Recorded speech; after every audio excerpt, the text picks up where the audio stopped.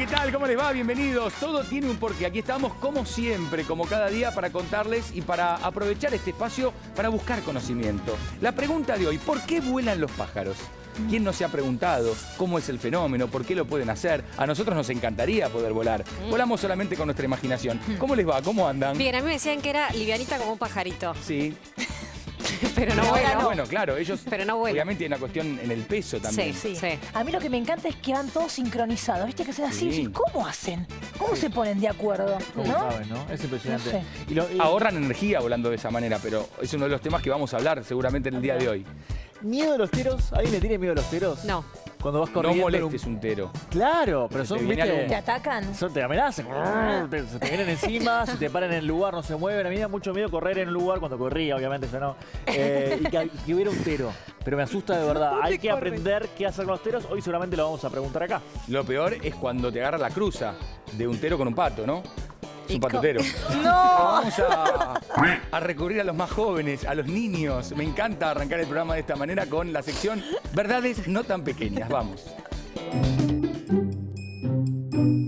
Los pájaros vuelan porque necesitan volar para... En sus casas están arriba de los árboles, entonces tienen alas como para ir a sus casas. También para buscar comida para sus hijitos. Para poder trasladarse de un lugar al otro. Supuestamente ellos tienen alas y se alimentan de algo que pueden agarrar fácilmente, volando.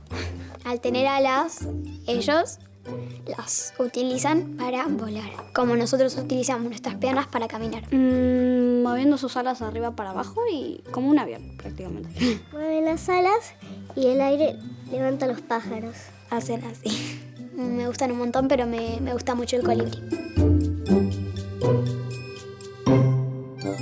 Ahí están los chicos, su inocencia y lo que piensan, lo que fantasean, lo que creen de por qué vuelan los pájaros. Hay diferentes cuestiones y vamos a tener invitados para cada una de ellas, porque vamos a hablar de la biología, de por qué pueden volar, el cuerpo que tienen los pájaros justamente. Vamos a hablar de la física, de algunos conceptos que tienen que ver con la aerodinámica, con la gravedad, la sustentabilidad, el empuje. Y vamos a hablar también de la cuestión evolutiva, de por qué llegamos al día de hoy y qué fueron dejando en el camino las aves para poder volar y mantenerse. Pero para empezar, justamente, tenemos tantos invitados, vamos a convocar ¿a quién, Cristian? Al doctor Federico Agnoli. Doctor en Ciencias Naturales por la Universidad de La Plata, paleontólogo, investigador adjunto del CONICET, estudia el origen del vuelo de las aves. ¿Cómo está, Fede? ¿Qué dice? ¿Todo bien? Todo bien, por suerte. Bueno, ya nos había visitado Fede cuando hablamos de los dinosaurios y habíamos dicho en aquel momento que los dinosaurios de hoy en día eran justamente las aves, ¿verdad? Sí, claro que sí. Sí. Cuando comemos un pollo estamos comiendo un dinosaurio, eso quiero que quede bien claro. Me acuerdo de eso, la usé la frase. Me dijiste una frase. Sí. Para las reuniones es como un... Estás con amigos, tirás eso y ya está. Bueno, recién hablábamos de estas tres cuestiones y una tiene que ver con la teoría evolutiva del porqué de las aves, de cómo fueron cambiando a lo largo de los años y del tiempo para conocer las que conocemos en el día de hoy, por supuesto, ¿no? Y este fenómeno tan particular que les permite volar. Sí, claro, vos pensás que es una historia de millones de años. El ave más antigua tiene 140, más de 140 millones de años, más o menos, 180 millones de años, creo que es Archaeopteryx, que es un fósil muy conocido, y de ahí hasta la actualidad tenemos un trecho muy largo en el que imagínate todos los cambios que sufrieron estos animales, ¿no? Bueno, la pregunta que nosotros hicimos para empezar es ¿por qué vuelan? ¿Qué es lo que les permite volar? Bueno, ¿qué es lo que les permite volar? Quisiera, pero no lo puede responder un físico, un ornitólogo, pero el por qué vuelan, si sabés la respuesta me encantaría, porque es un debate que está desde hace décadas en la paleontología. ¿De dónde ¿por qué surge el abandonaron vuelo? la tierra o ¿Por el qué agua abandonaron la para ir tierra? hacia el aire? Exactamente. En realidad no se sabe si los ancestros de las aves eran animales que vivían entre los árboles, lentamente fueron planeando y adquirieron, después de millones de años de evolución, la capacidad de vuelo, o simplemente desde la tierra, desde el piso, se pusieron a volar, ya sea porque intentaban capturar presas o demás. Lo que yo te estoy hablando es una versión muy simplificada, ¿no? Pero es realmente complejo y con los fósiles, que lo único que tenemos son huesos o apenas plumas en algunos casos. Es muy difícil saber. Este que cómo tenemos se atrás es el comportaba. fósil, es el más antiguo con respecto a un ave, ¿verdad? Este es el Archaeopteryx, que bueno, Que decías recién. claro que si ustedes se fijan, tiene una cola muy larga como la de un reptil, pero tiene alas como la de un ave. Y en las manos tiene garras todavía. O sea, es una transición bastante interesante entre lo que es un dinosaurio y lo que es un ave moderna, ¿no? Ahora, a ver, uno de los conceptos, lo vamos a tocar después, en un ratito nada más, tiene que ver con el peso también, porque son más livianos las aves. Sin embargo, aquellas en la antigüedad eran bastante más pesadas y de todas maneras sí también podían volar. Bueno, si podían volar también es una incógnita. No sabemos. Porque tenían alas, pero todavía eran muy pesadas y muchas características de la anatomía de estos animales eran aún bastante primitivas. Entonces, ¿Alguien se mató, no? sí, un Archaeopteryx. Entonces, Cayó de punta sí, el Archaeopteryx. quiso volar y no Sí. pudo. Entonces, en realidad no sabemos a ciencia cierta si podían volar, simplemente planeaban o ninguna de las dos cosas. Claro, Federico, yo quería saber, a ver, por ejemplo, veo una paloma. Sí. La paloma me imagino que obviamente no estaba en la época de los dinosaurios. No. Pero hay pájaros que son más viejos que otros. Sí. Ahora, muchos de estos pájaros que conocemos, si me remonto a 100 millones de años atrás, no existían. Claro, sí. De hecho, la mayor parte de las aves modernas aparece después de la extinción de los dinosaurios. Previo a los dinosaurios había algunas pocas, había unos patos, algunos animales así, pero realmente donde aparecen las aves modernas es cuando desaparecen los ¿Y dinosaurios. por qué decimos que el pollo es el dinosaurio que tenemos hoy? Porque yo cuando te digo dinosaurios me refiero a los dinosaurios grandes que conocemos en las películas. Sí. Las aves son descendientes de los dinosaurios, son dinosaurios. Pero todos esos, el tiranosaurio, el velociraptor, todos esos, cuando desaparecen, ahí es que las aves modernas tienen su explosión en lo que es la evolución, tienen una diversidad enorme. Pero a propósito de esto que marcás, Caro nos trae una nota que es muy interesante porque explica de alguna manera, con un especialista también, al igual que vos, Fede, por qué las aves descienden de los dinosaurios. ¿Esto es correcto, Caro? Es correcto, estuvimos con Martín Escurra, un hombre muy joven, así como Fede, son conocidos, trabajan juntos, fuimos al Museo de Ciencias Naturales y descubrimos muchas cosas acerca de estos descendientes, parientes directos que tienen los dinosaurios. Mirá.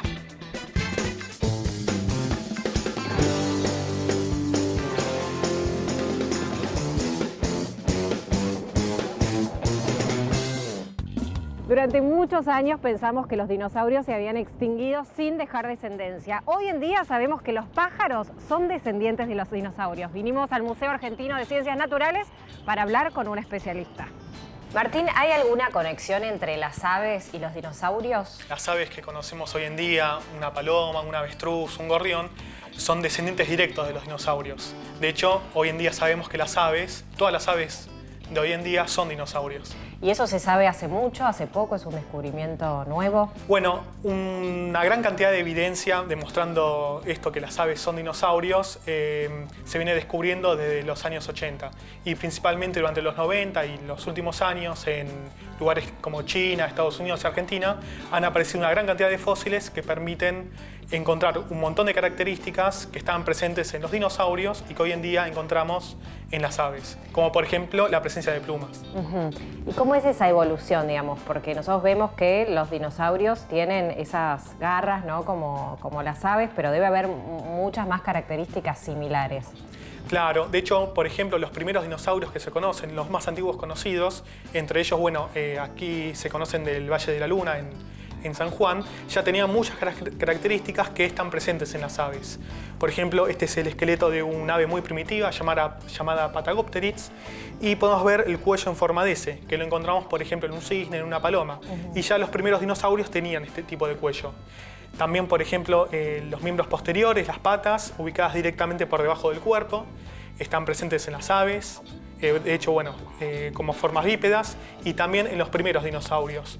Y luego, a lo largo de la evolución de los dinosaurios carnívoros, lo que se ve es una reducción del número de dedos en la mano, hasta retener solamente 3 dedos, que es la condición que tenemos hoy en día en las aves. Y todas estas transiciones evolutivas se ven muy claras en el registro fósil. Si me tenés que decir hoy o nombrar un grupo de aves que son descendientes directos de dinosaurios, ¿cuáles serían? Bueno, todas las aves. Todas las aves son descendientes descendientes directos de los dinosaurios. O sea, de hecho, todos los grupos de aves conocidos, como dijimos, son dinosaurios. Si yo te digo gorrión, El gorrión es un dinosaurio, el avestruz es un dinosaurio, la paloma. De hecho, bueno, las gallinas, los pollos que comemos son dinosaurios. Martín, hubo un descubrimiento, hace un tiempo salió en todas las noticias que te tuvo involucrado. ¿Qué fue? Bueno, este descubrimiento fue sobre un grupo de animales que vivieron hace 240 millones de años. El animal que dimos a conocer, nuevo, que se llama Teleocrater, y debido a su amplia distribución geográfica, en la investigación nos vimos involucrados personas de diferentes partes del mundo. Y la relevancia de esta investigación es que es el grupo de animales más antiguo conocido del linaje de los dinosaurios. O sea, podríamos decir que son los tatarabuelos de los dinosaurios. Con Martín descubrimos que los dinosaurios y las aves son parientes. Gracias. De nada. Perfecto. En un rato vamos a recibir a otro invitado, pero antes le quiero preguntar a Fede, porque hay aves que no vuelan, que han desarrollado en esta cuestión de la evolución otras aptitudes, pero han dejado el cielo. Sí, bueno, O nunca lo alcanzaron. No, dejaron el cielo. Dejaron el cielo, sí, eran aves que sus ancestros eran voladores y después perdieron la capacidad de Bueno, el vuelo. otro día hablábamos de los pingüinos, ¿no? Como ellos dejaron las alas para tener aletas, ¿no? Para meterse dentro del agua y buscar su alimento allí. Claro, tenemos el ñandú, el avestruz, son aves que no vuelan, son aves corredoras. Incluso las aves cuando llegan a pequeñas islas en el medio del océano también pierden en muchos casos la capacidad de vuelo, como el dodo. Capaz que lo conocen, el dodo era un ave que parecía una paloma, había perdido la capacidad de volar. ¿No? En esta comparación, porque lo veíamos recién con los dinosaurios, uno cuando piensa en un dinosaurio y piensa en volar, piensa en el pterodáctilo. Pero vos me decías recién, por eso quiero compartirlo con la gente, que no tiene nada que ver. No, claro. Los pterosaurios son parientes de los dinosaurios, pero ni siquiera llegan a ser dinosaurios. Si ustedes se fijan en cualquier película en la que aparezcan, las alas son membranosas, no tienen plumas. Son muy diferentes a lo que podría ser un ave o un dinosaurio. Yo estaba engañadísimo, entonces yo pensé que era un dinosaurio. Pero no, aprendemos todos los días. Engañado. Bueno, pero vamos a sumar a alguien más a la charla. Caro, ¿de quién se trata? Manuel Encabo. Es técnico universitario en gestión, manejo y conservación de la biodiversidad, docente de ornitología en la Escuela Argentina de Naturalistas, coordinador del programa de conservación y rescate de aves rapaces del Ecoparque de la Ciudad de Buenos Aires y coordinador del Centro de Rescate de Fauna Silvestre de la Reserva Ecológica Costanera Sur. Mirá qué largo el currículum. Manuel, ¿cómo estamos? ¿Cómo estás? ¿Todo bien? Muy bien. ¿Ustedes? Bueno, me alegra que estés acá con nosotros para ahondar un poco más en el tema. Recién le preguntaba yo a Fede, te hago la misma pregunta, ¿por qué vuelan? Yo te voy a responder lo mismo que él. Es algo que nos estamos preguntando y que creo que no, hasta dentro de un tiempo no sabemos si habrá respuesta. Pero principalmente está bueno que cuando hablaban los chicos al principio del programa, uno decía para trasladarse. Sí. Y básicamente estas aves utilizan el vuelo, las que vuelan, porque recién hablaban que algunas no vuelan, justamente para trasladarse de diferentes lugares a otros para desarrollar sus actividades cotidianas. Si vos pudieses ir al supermercado volando y pudieses volar, irías volando. Si yo pudiese volar, no voy al supermercado. ¿Sabés? Tendría un séquito de gente que iría por mí. Yo volaría por el mundo. Pero bueno, está bien. Sería un superhéroe. Justamente ellas vuelan al supermercado y tienen diferentes supermercados, ¿no? Imaginemos un ave que es frugívora, que come frutas, o un semillero. Muchas veces tiene que volar de árbol en árbol buscando ese alimento, ¿no? O algunas, como por ejemplo las águilas, que tienen que buscar otros animales para comer y no están ahí enfrente de ellos. Muchas veces tienen que recorrer grandes distancias y en ese momento, vamos a decir, la evolución las dotó de este elemento, que es la pluma, que justamente es las que a ellas les permite volar. Y bueno, van moviéndose. Pero la estructura de la pluma está buenísima porque eso es lo que efectivamente a las aves les permite volar. ¿Qué es lo que les permite volar a las aves? ¿Por qué lo pueden hacer y nosotros no, por ejemplo? Exacto. A ver, él contó recién de que hay algunos animales, como por ejemplo también los pterosaurios, de que volaban sin plumas. Los murciélagos vuelan sin plumas. Pero la característica distintiva de las aves son las plumas. La pluma es una estructura que sale de la piel, ¿no? Es una estructura dérmica y tiene características que están buenísimas. Justamente se nace desde la piel, desde esto, ¿no? Que se llama cálamo. Y después esto, vamos a decir, crece con una estructura con venas, ¿no? Que le permite desarrollarse. Entonces se desarrolla toda esta vaina que, mirá, tenela, claramente es súper liviana, Sí, ¿no? muy. Ya sabemos que los pájaros y las aves tienen cosas livianas, pero lo que tiene de bueno es que es una estructura súper resistente, muy resistente. Entonces, liviana pero resistente. Súper resistente. Entonces, esta pluma está unida, vamos a decir, por un montón de barbas que crecen, y dentro de esas barbas tiene unas pequeñas válvulas que se llaman, que son como ganchitos, que las van uniendo. Y aparte tienen otras que las vuelven a unir con esas válvulas. Entonces, parece que tiene... Como pegadito. Parece que es como algo rígido, pero en realidad... Sí, se Estas separan. se separan. Sí, por supuesto. Entonces, nosotros muchas veces vemos a las aves, viste, como así calándose, y justamente eso lo que hace es volver a ponerlas en su lugar. Entonces, esta estructura es muy liviana y una al lado de la otra le permite justamente hacer lo que se llama el paño del ala, ¿no? La superficie de vuelo, que eso es lo que le permite mover el aire y así desplazarse. Manuel, cuando vuelan, ¿esas barbas están unidas o pasa el aire por ahí? No, justamente, si pasara el aire, de hecho están tan bien unidas que no pasa el humo, por ejemplo. Eso es lo que le permite justamente que el aire se mueva a través del plano de las plumas. Pero las plumas no solo le permiten volar, sino que tienen miles de características como involucran el tema de los colores, para la reproducción. Muchas veces hay algunas plumas que son vistosas, como las del pavo real, que justamente son para la reproducción, que en algún momento están y después desaparecen. No todas son para volar. Y Vos trajiste otro tipo de pluma. Acá hay una más pequeña. Exactamente. Dentro de las cosas que por ahí en el tiempo que tenemos podemos mostrar, es que las plumas tienen diferentes adaptaciones, ¿no? Y esta pluma es de un jote, que es un pariente del cóndor. Hace poco estuve en el programa del cóndor, ¿no? Pero es como un primo del jote más pequeño. Y esta es de una lechuza. Pero tiene una característica, mira, primero te la muestro a vos, quiero que veas que tiene como unos pelitos arriba. Acá. ¿Ves que tiene como unos pelitos? Y esta no la tiene. No. Bueno, estos pelos que están acá, si los pueden ver, justamente sirven para que la turbulencia del aire no haga ruido. ¿Por qué? Porque son las plumas de la lechuza. Las lechuzas, ¿qué comen? Ratones.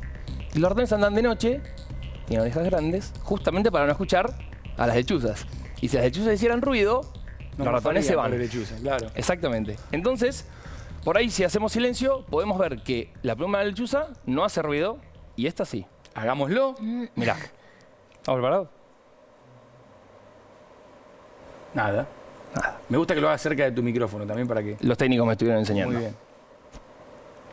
Ay, ahí se escucha. Ajá, Y esta es mirá. una pluma, imagínense varias, o sea, también, obviamente el ruido sería mucho mayor. Entonces, esta es una de las pequeñas, vamos a decir, de las cosas curiosas que tienen las plumas, que no solo sirven para volar, sino que vuelan de forma silenciosa. Otras tienen otras adaptaciones, ¿no? Pero justamente esta me parecía como divertida, porque más allá de tener color y que son las cosas obvias para nosotros, como, che, esta pluma es más larga, esta es de otro color, esta no hace ruido y esta sí.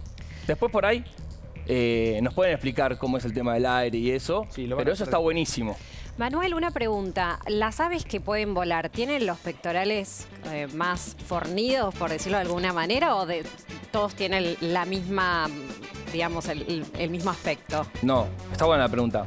Mirá, con respecto a lo que decía antes Germán, está bueno porque las adaptaciones que les permiten también el vuelo a las aves incluyen que los huesos son huecos, ¿no? Entonces, eso les disminuye su peso corporal enormemente. Nuestro peso corporal de los huesos más o menos es 15% y las aves un 5%. Pero en respecto a la masa corporal, tienen acá, viste, cuando comemos el pollo, tienen como una cosa acá, ¿no? Como grande, que es la quilla, donde se insertan las pechugas, ¿no? Todo eso es musculatura para volar, que está solamente diseñada para hacer el movimiento de las alas. Entonces, toda esa gran musculatura que tiene les permite volar, porque justamente imagínate que una paloma tiene un vuelo muy poderoso. A diferencia de otros bichos, como contaba él, como un ñandú, que no tiene tan desarrollado eso, porque claramente su función voladora la perdió y ahora lo único que hace es correr. Toda esa masa muscular se traduce a las piernas, ¿no? Donde como es un corredor, tiene que tener piernas fuertes para poder correr. Bueno, recién veíamos, acá tenemos otra imagen que tiene que ver con el mirá. ala, ¿sí? Con los músculos y demás, y los huesos. Y antes veíamos también un hueso, que después lo vamos a volver a repasar, que es hueco, obviamente, y es menos pesado que los huesos que tenemos nosotros, por ejemplo, u otros animales. Ahí está, mirá, ahí está la... Está buenísimo. la imagen. Eso se llama hueso neumático, gracias por la imagen. Lo que podemos ver es que no son huesos sólidos como los nuestros, sino que tienen septos y es una estructura muy liviana, pero muy resistente a la vez. Entonces le permite tener huesos fuertes, pero a la vez disminuir muchísimo el peso justamente para poder elevarse. Igual también lo curioso es de que las aves, por ahí él me puede ayudar también, cuando van de dinosaurio, vamos a decir, a ave, propiamente dicho, tienden a la reducción en sus huesos. Recién veíamos la foto del fósil de Archaeopteryx y él contaba que tenía cola. Bueno, en las aves lo que sucede es que las últimas vértebras se fusionan, entonces queda apenas como si fuese una pequeña colita que se llama pigostilo, y de ahí salen todas las plumas. Acá también todas las vértebras, las costillas, se fusionan para hacer esa quilla donde se insertan los músculos, y vamos a decir que también las alas se retrotraen, todos los pequeños dedos se hacen unos pequeños huesitos, entonces todo el cuerpo tiende hacia la reducción. También hay algo que se llama sinsacro, que está atrás, que son todo, vamos a decir, la parte de la cintura, todos esos huesos fusionados. Entonces, si vos ves el esqueleto de un ave, tiene una cabeza grande, el cuello en forma de S, como decían en la nota, todos los huesos reducidos y las patas también bastante grandes. Bien, Fede, es así, como decía, ¿no? En la evolución fueron perdiendo tamaño, peso. Sí, a veces hay cambios bruscos. Vos, como veías Archaeopteryx, todavía es básicamente un dinosaurio común y corriente con plumas. El paso a las aves modernas es un paso importante, donde se producen las reducciones de las que él habla, ¿no? Fueron algunos pasos bastante abruptos. No sabemos bien por qué todavía, pero seguramente tuvieron unos cambios importantes. Bueno, mucho de lo que nosotros aprendemos, mucho de lo que sabemos viene de la observación. Y a propósito de la observación, hay gente que se dedica y disfruta casi como un hobby poder observar a las aves. Y de eso nos va a hablar Connie. Sí, fui a la Reserva Ecológica, un lugar que es alucinante. No sé si fueron, chicos, tienen que ir. La gente va a pasear, a correr, a hacer deporte y también hay avistamiento de aves, que es observar a las aves. Esto es lo que hice con Diego Bastías, él es ornitólogo, me enseñó a observar a las aves y también a escucharlas. Chicos, es tan grosso que con el pi, pi, pi, que sería el canto de las aves. Él te dice qué pájaro es. Mira la nota.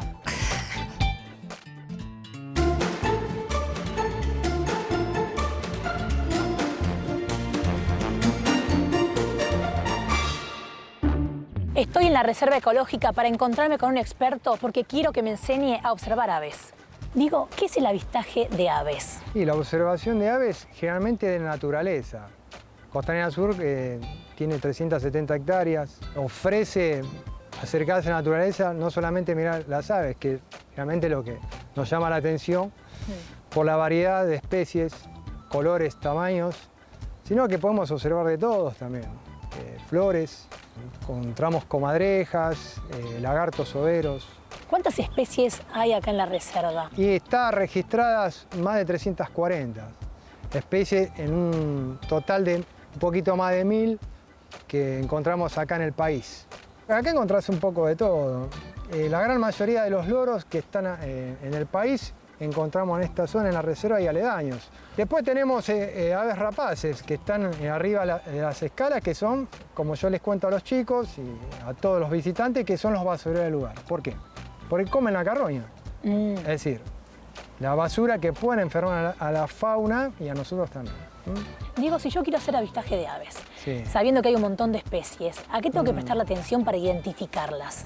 Y generalmente es el comportamiento, la coloración, y ayuda mucho el tema del canto, la vocalización. Bueno, muchísimas gracias, Diego. Por favor.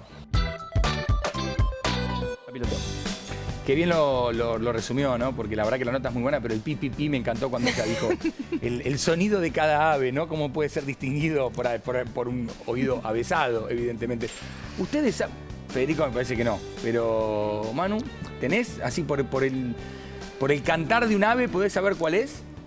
Algunas sí. Algunas sí. Sí, es difícil. Mirá, breve. Yo hace muchos años que trabajo, o sea, yo no empecé estudiando esto.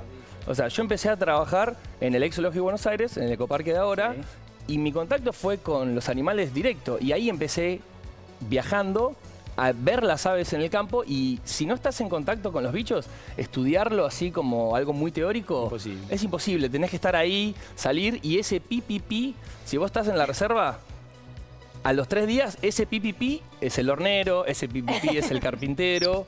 Y es como el tono de voz también de cada uno. Está bueno.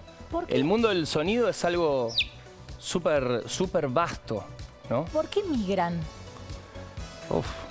¿Es complicado? No es tan complicado. En realidad migran porque muchos animales, muchas aves en este caso, deben migrar porque en algunos lugares donde ellos están, por ejemplo, nidificando, hay un momento que, por ejemplo, tienen las condiciones óptimas para su nidificación, pero, por ejemplo, los animales que están en el círculo polar, hay un momento que de repente hielo. Se tienen que ir. No hay más comida. Entonces tienen que moverse a lugares donde sí tengan disponibilidad de comida. Entonces, generalmente por ahí esos son factores que les hacen necesarios a las aves moverse, como también migran un montón de animales, ¿no? Pero ese es un factor, primero que se me viene a la cabeza, que es determinante. En algunos momentos tienen las condiciones óptimas, en otras no, y hay que moverse. Esa migración también se da de una manera muy particular, lo hablábamos al comienzo, y es que tienen esta manera de volar en grupo, en forma de V corta, que imagino tiene que ver con un ahorro energético, entre otras cuestiones, ¿o no? Sí, hay muchos que vuelan en B, otros que vuelan como en grandes bandadas y algunos que migran solos, pero el de volar en B sí tiene que ver con... Es como si fuesen los ciclistas, antes hablaba, ¿no? Uno hace punta, vamos a decir, es el que como vendría a decir, el que soporta la fuerza del viento, del aire, y va reduciendo la turbulencia para los que vienen atrás, y eso es, vamos a decir, más efectivo para los que están atrás. ¿Rota ese lugar o siempre es el mismo? Rota. Porque si no te morís. Rota. Claro, van cambiándolo ese Exactamente. ese es algo parecido como a la succión de los autos, ¿viste? Que uno se mete atrás y después sale. Bueno, y se me ocurre, Manuel, pensar en el colibrí, ¿viste? Que vuelan en el lugar, como que están suspendidos. ¿Todos los pájaros tienen esa posibilidad, esa habilidad? No. El colibrí lo que tiene es la posibilidad de mover las alas de otra manera. Generalmente, como vemos acá en los videos, las aves tienen este movimiento y lo que tiene el colibrí es un movimiento en 8 de las alas, ¿no? Que le permite justamente como mover el aire para todos lados y poder quedarse quieto, y de hecho puede volar hacia atrás, ¿no? Y de repente salir despedido, como casi como si fuese una abeja, ¿no? Impresionante. Nos gusta mucho el cine y en general siempre traemos a colación alguna película con respecto a cada uno de los temas que tocamos. Hoy, obviamente, creo que se caía de maduro, Los pájaros, de Alfred Hitchcock. Vamos a verlo.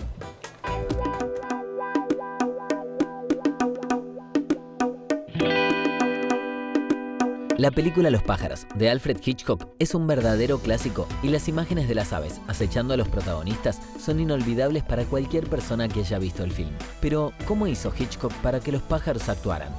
En la escena donde vemos una gaviota atravesando la pantalla y golpear la cabeza de un hombre que se encuentra en una estación de servicio, se usó una gaviota entrenada que lanzaban desde una plataforma en alto, ubicada fuera de cuadro, que además estaba adiestrada para ir de un lugar a otro. Los efectos especiales que se usan en la película fueron un gran desafío para las posibilidades técnicas de la época. Por ejemplo, para el efecto visual del aleteo de los pájaros, Hitchcock tuvo que contratar a Disney para que le brindaran una tecnología más avanzada. Otra curiosidad es que para una de las últimas escenas en la que el personaje interpretado por Tippi Hedren es atacado por una bandada de pájaros furiosos, se necesitó toda una semana de rodaje, pero lo más llamativo es que debieron atar con hilos algunos pájaros a su ropa para que no se alejaran tanto. Un último dato, el cuervo que posa con Hitchcock en la imagen promocional del film fue adquirido por un miembro del equipo de producción que se lo compró por $10 a un niño que lo tenía como mascota. Más allá del genio de Hitchcock, más allá de lo que fue esta película y lo que marcó, me quedo con este último dato, cómo estafaron al pequeño, ¿no? Tomá $10 y dame al ave. No, feísimo. La verdad le tenían que haber pagado un poco más. A propósito de esto, Manuel, ¿entrenás algunas aves también? Sí. ¿Te piden así para películas o para series de televisión o para un comercial, no sé? No. Aparte, intentamos que, vamos a decir, las aves que nosotros tenemos entrenadas, vamos a decir, son aves que no se pueden soltar en la naturaleza. Yo trabajo en el Centro de Rescate de Fauna Silvestre en Costanera Sur, entonces hay un montón que vienen y se pueden rehabilitar y soltar, que es nuestro trabajo. y las que quedan imposibilitadas las tenemos, pero para dar charlas, por ejemplo, con las escuelas, con los chicos, hacemos eventos, por ejemplo, en lugares públicos de la ¿Y ciudad. en qué consiste ese entrenamiento? ¿Qué les hacen hacer, por ejemplo? Lo que hacen en realidad es volar. ¿Las haces ir al supermercado, como decías al principio? No, intentamos al principio, pero no, nos traían los productos equivocados. No, en realidad el entrenamiento es básico, que es volar, justamente ir de un lugar a otro, porque lo que necesitan las aves, justamente como antes me preguntabas, para volar, es tener un fitness adecuado. Entonces para eso tienen que entrenar, como salir a correr. Y eso se hace solamente volando. Entonces el entrenamiento es sacarlos a volar, que vengan a nuestra mano, solo porque le damos de comer, porque no es que nos quieren, ¿no? De hecho nos tienen mucho miedo, porque nosotros somos como gigantes para un pájaro.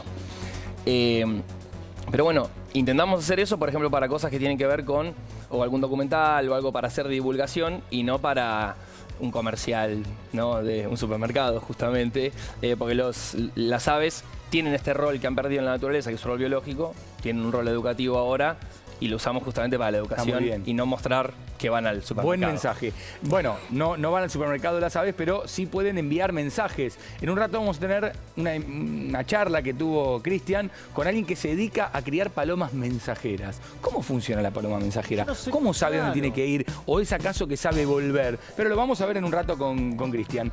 Ahora vamos a presentarles otra sección. Una sección que se llama Lugar a Dudas y que ustedes también pueden participar porque es un ámbito, es un sitio, es un lugar que pertenece también al Centro Cultural de la Ciencia, donde ustedes pueden ir a participar. En este caso, ¿quién hizo la experiencia? ¿Caro? Yo. Caro, armá tu película. Vamos a verlo.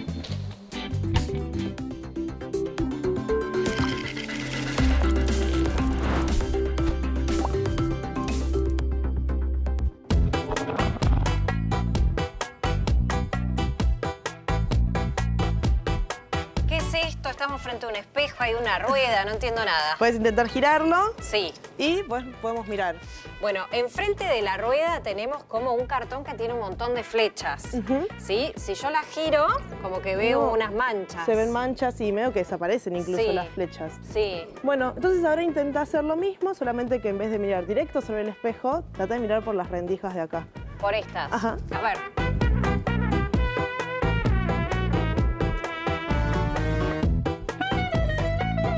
Veo todas las flechas que apuntan al centro. Pero antes cuando lo veías sobre el espejo, ¿lo veías igual? No lo veía. ¿Y por qué mirando por la rendija se ve perfecto y si miro directo no se ve bien? Bueno, porque cuando vos mirás directo sobre el espejo, lo que va pasando es que se van como apelmazando un montón de imágenes juntas adelante tuyo y tu cerebro no tiene tiempo para procesar ese movimiento que está ocurriendo con las flechas.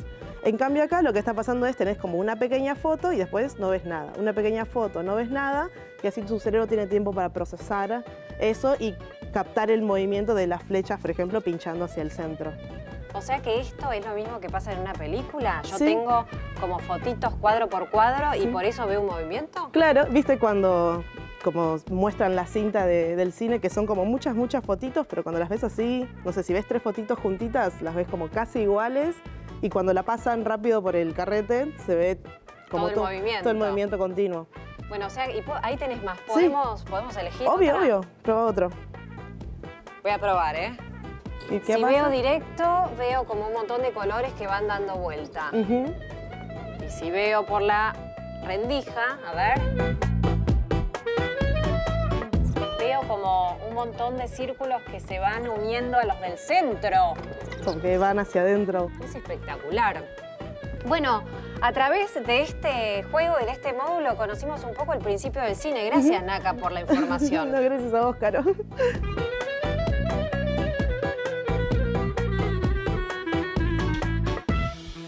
Qué simpática se reía, Caro. Muy bien, tu compañera. Naka le da un poco de vergüenza por eso. Pero contame de ese lugar. Nosotros vamos a tener esta sección que se llama, así como la experiencia que vos podés vivir, las diferentes experiencias que podés vivir ahí, que se llama Lugar a Dudas. Pero contame un poco más y a la gente.